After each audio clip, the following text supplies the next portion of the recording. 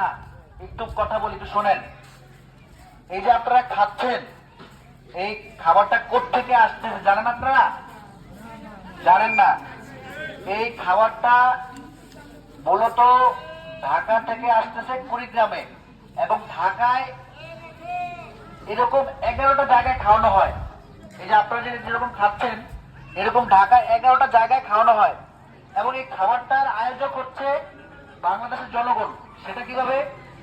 আমাদের ৩৫০০ মেম্বার আছে, সদস্য আছে ৩৫০০। এই ৩৫০০ সদস্য প্রতি মাসে ৩০০ করে টাকা দেয়, এবং এর পাশাপাশি আমাদের কিছু শুভাকাঙ্ক্ষী আছে যারা আমাদেরকে সাপোর্ট করে।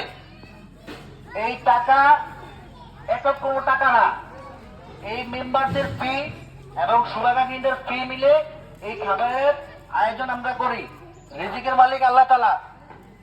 আমরা জাস্ট মাত্র ওসিলা এই আপনাদের সেবা যত্ন করার জন্য।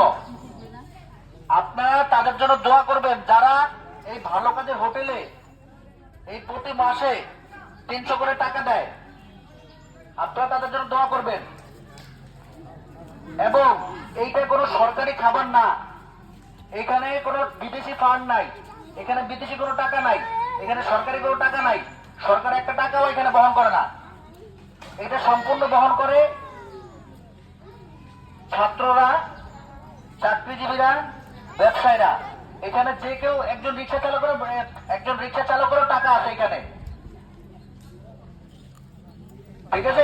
এখানে আমি শুনেছি যে অনেক অনেক মানুষ বলেছে যে এটা সরকারি খাবার, কিন্তু এটা সরকারি খাবার না। এইটা হচ্ছে আমাদের সদস্য এবং আমাদের কিছু শুভাকাঙ্ক্ষী আছে, এদের টাকা এই ভালো কাজের হোটেল চলে। বুঝতে পারছেন আপনারা?